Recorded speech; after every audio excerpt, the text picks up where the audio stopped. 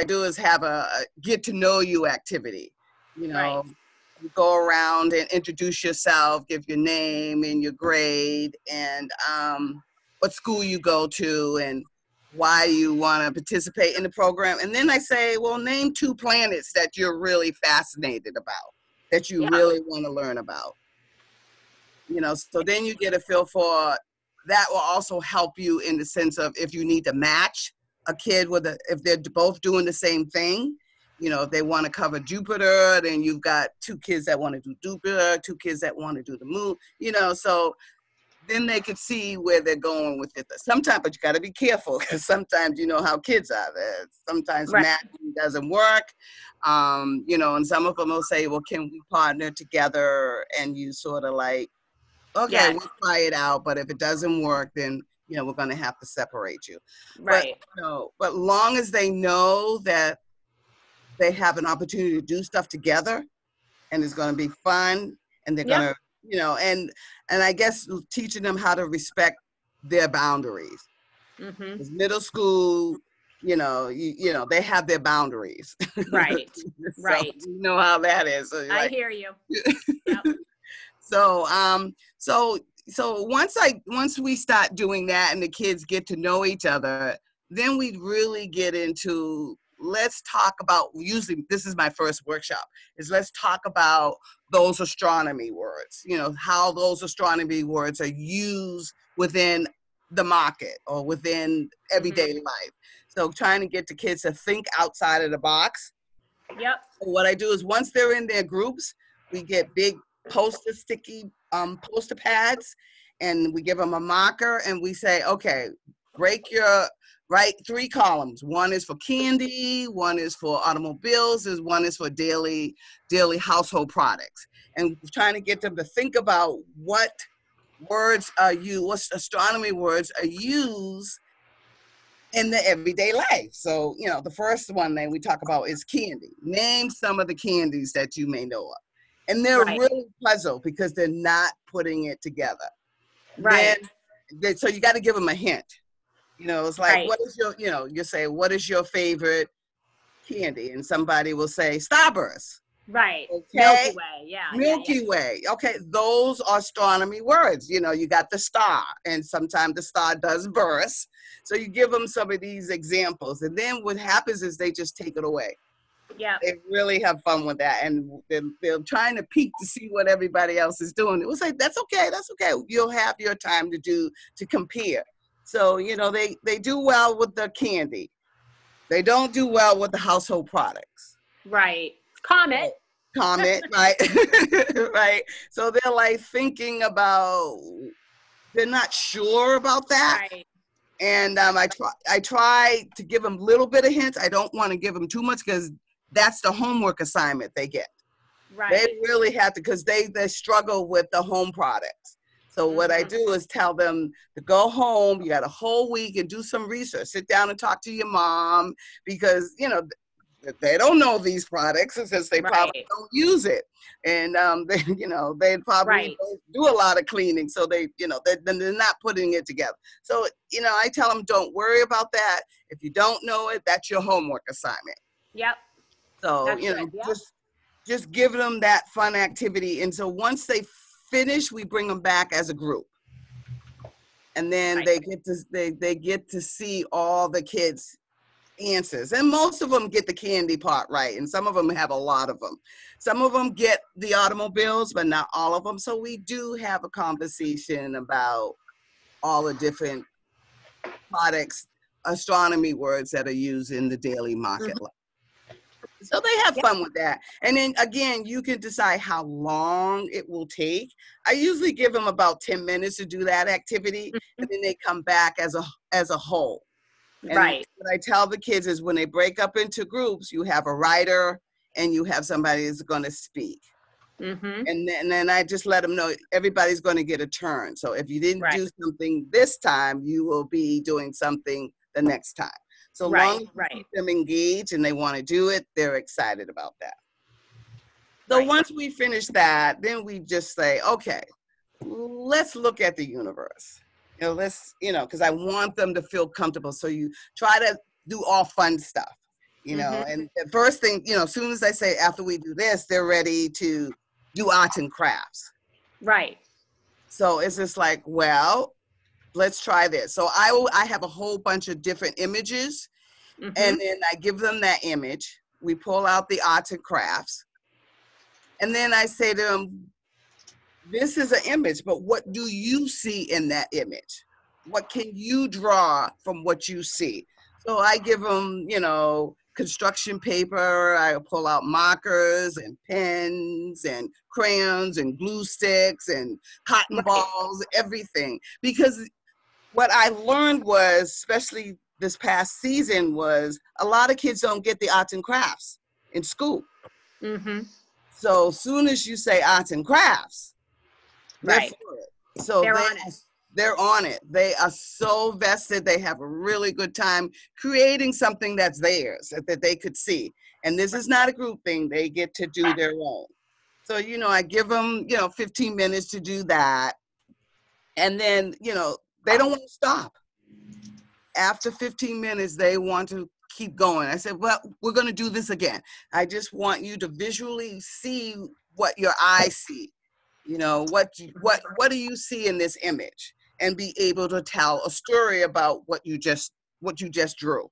So it's just, again, starting that process of them communicating and standing up, talking about what they've just done. Because a lot of kids are really shy. So I don't push it. So, you know, I said, do you want to come up and talk about what you've just done? And they'll say yes or no.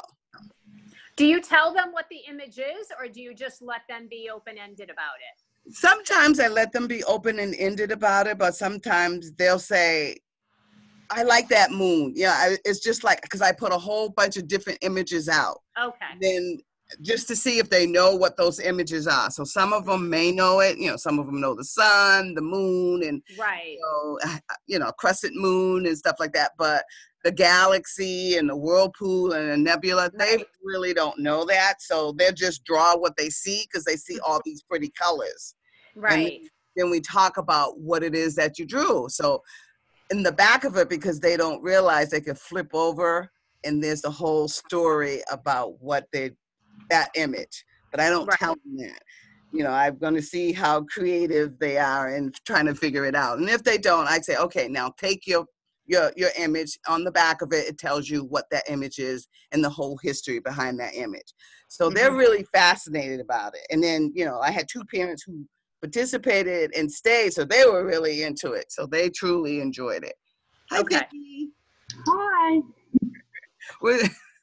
So once I do that, they're happy with that, and then we take a little 5-minute break, because it's like, okay, let's clean up, and now we're going to actually go on the website to do some, you know, go to the micro observatory website just to go see the different types of images. So that's where I take them to the portal, and then they get to see what those different images are.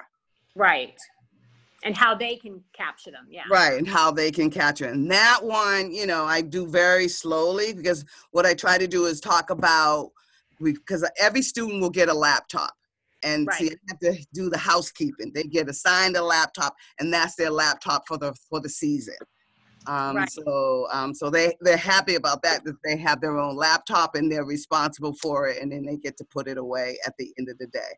So once they've done all of that, you know, I tell them the website so they know as we go on. So I send them to the website, and then the first thing we do is save it as a favorite, so they don't have to log it in under the URL. Right. So automatically go save it. So I have to teach them how to save, you know, a particular website. Yeah. So once they do that, they're like, okay. So then they see it and they're like, oh, okay. I says, all right, anybody have any questions before we start? No. Can we just take the pictures? I said, okay, well, let's talk about how the pictures are taken. And that's when I will give them the history of all the telescopes that we use, Cecilia, Edward, you know, so they get a history of who these people are and why the telescopes were named after these people. So they're fascinated because there's male and females in there, and they're like, wow, this is really interesting. And then we tell, and I talk about the history behind why the telescopes were named after these people, and then where they're located. And then we have to talk about the time zone. So you got to give them fun information. And if you have some images, usually when you go to that portal, you will see the telescope, and I'll ask them, where do you think these telescopes are located? Because you see the desert, Right. the cactus, and I say, is it in an urban community or where is it? So they have to think about it. Right. So, so we talk about that. That's great. Can I interrupt you for a second? Sure. This is all really, really good.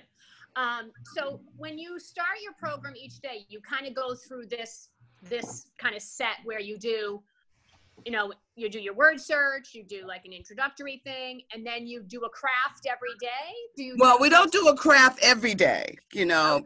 Usually the first day is just to make it fun because you want them to come back. So it's that first day of, just having fun stuff, and then jump into the laptop. But once they get into their projects, whatever right, they're working on, that right, becomes their go-to. Right. So once they've done that, they're happy about it. And then they say, well, I see you next week. Oh, yeah. You'll see us next week. So they're really happy about coming back next week because there's something that's going to happen next week. So there's always something new. And then you as the educator can decide what is it that you want to cover this week. So when we get on to the observatory, we talk about taking pictures. And then usually, if I get it ahead of time from Erica, get the kids' username and ID, then they can log in and get start saving their pictures. If not, I'll give them an email address and stuff. And usually some of them will have it, and they will start taking pictures. And the first thing I do is take pictures of the moon. That's all we're going to do is take the picture of the moon, and you can take 2 other planets. Take the planets that you were interested in when you introduce yourself. That's it. Okay. So by the time we finish doing all of that, what I do is, how many people enjoyed themselves? Did you have fun? And then they have to do a ticket to leave. So the exit ticket. Purpose of the ticket is to see what they've learned and to see what they want to learn. And then they get a snack. Okay. Yeah, we do exit tickets, for normal classroom learning. So that's most of the kids are familiar with doing that. So that's good. So, do they take the time to really answer those questions, or they just give you, or do you do like picture, like smiley faces or number 1 to 2? Yeah. So I give them that space, and then they can write down what they really want to learn. And if I'm in a teaching mode and there's something that they've asked of, and I'm not sure, then we have to do research. I put it in the parking lot because I use a whiteboard. So we'll put it in the parking lot, and we tell them we'll get back to that. Okay. Yeah. And then some of them will jump right on and go Google it real quick. I got the answer. So you got those who are motivated, and you have those who, okay, I'll see you next week with the answer, So each individual is different. But it's just like, anytime you could throw in arts and crafts, I will throw in arts and crafts. And, usually, because I have them for like 8 weeks. Mm-hmm. So in between those 8 weeks, they have taken images. And then once they've taken their images, now, because they've experienced the actual arts and crafts of taking what they see, now they're taking their images, and what they're going to do is, then they're actually going to create a 3D model using foam and anything else you can do to create that actual image that you want to showcase. Okay.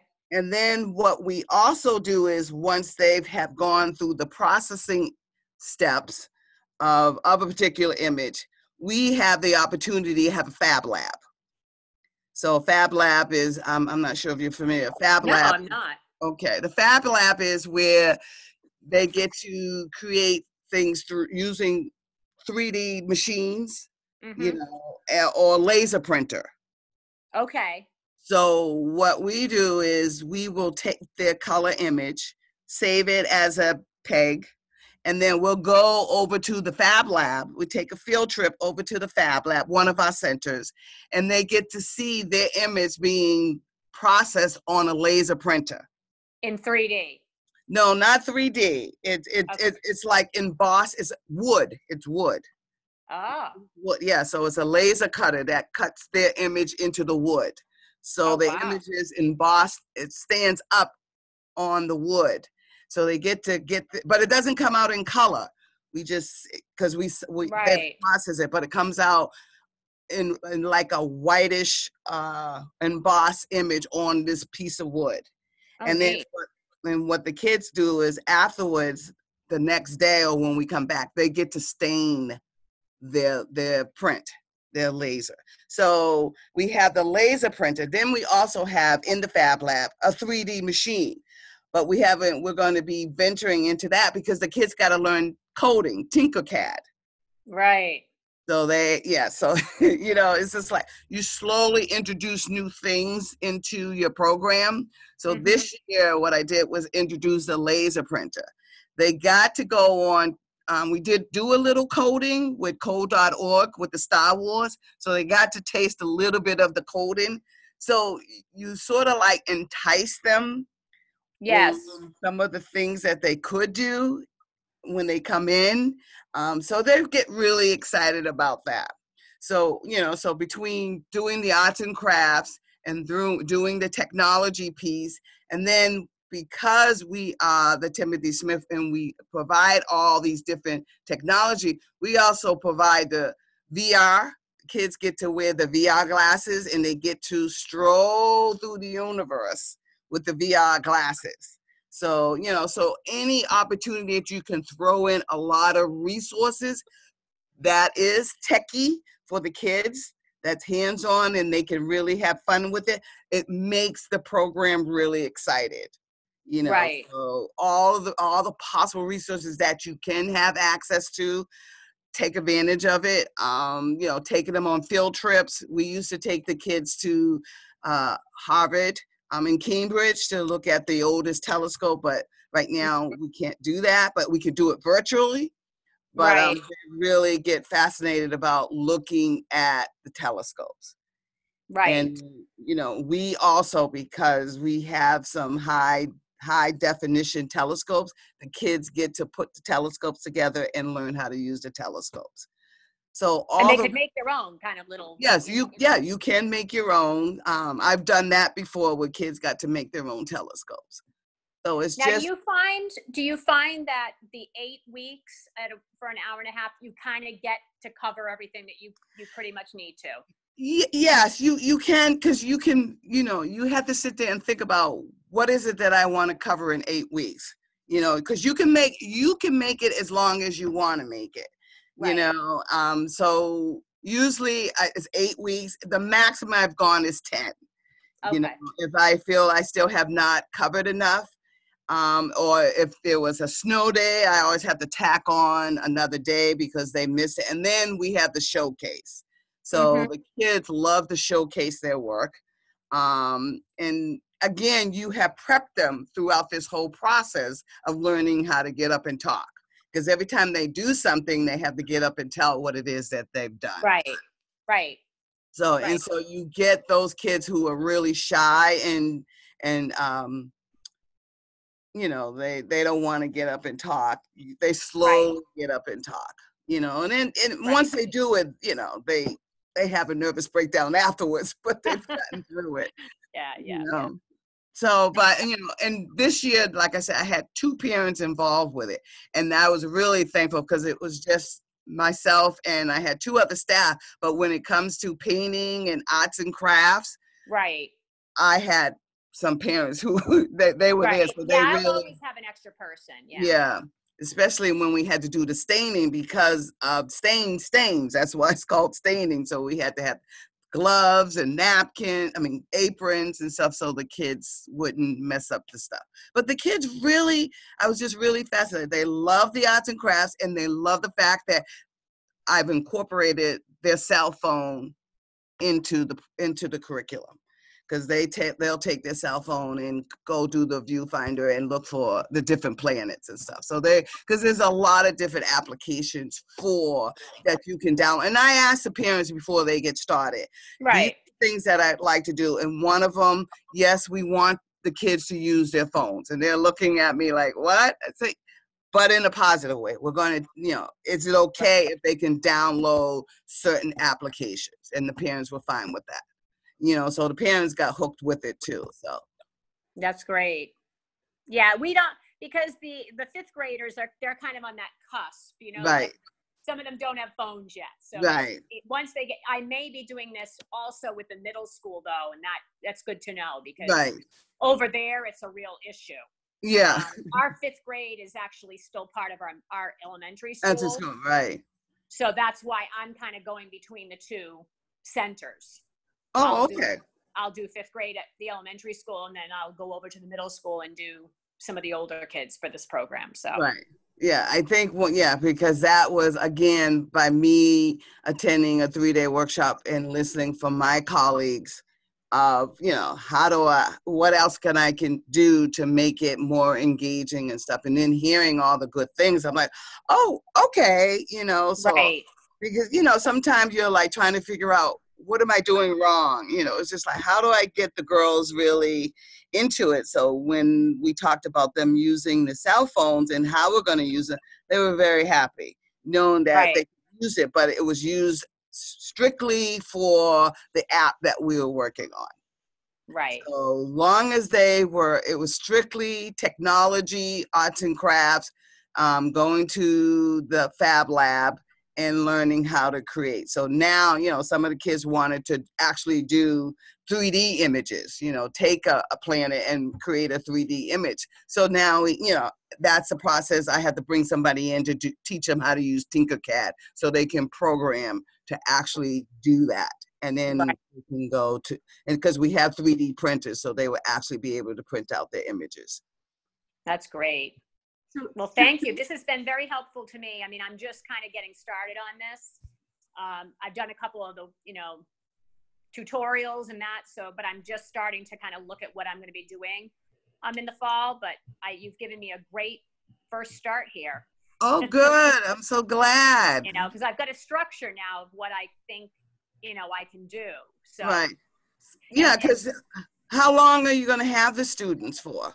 We have them, it's about an hour and a half, and we have them from October till the end of the year. So I'll rotate, but within that, I will rotate groups. So like you, I'll have a certain group for like 8 weeks, and then I'll have another group of kids for another 8 weeks. That's and I think we have built in, like you, we have the built-in showcase. Okay.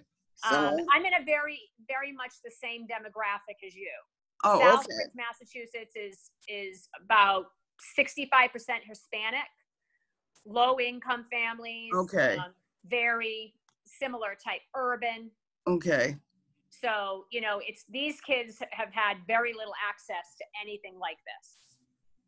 So this will be a great program for them, I think. Oh yeah, I mean, especially if because the kids love to see that you're engaged and really excited about it, and then if you're down there doing the stuff with them, they're like, oh, this is cool, this is great, and and I always tell them no question is a dumb question. So I want them to feel good about it, and then like I said, I want them to own up to some of the stuff that they do. So if they're not sure, let's research it, find out what you can, and then bring it back to the table so everybody else can know what it is, because not everybody knows it. So if they want to know it, I want them to share it with their other peers.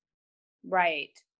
Well, thank you very much. You're welcome, Susan. I hope I haven't taken up all your time here. Oh, no. I'm good. I'm good. Hi, Vicki. I think you had. Well, I just wanted to say to Susan,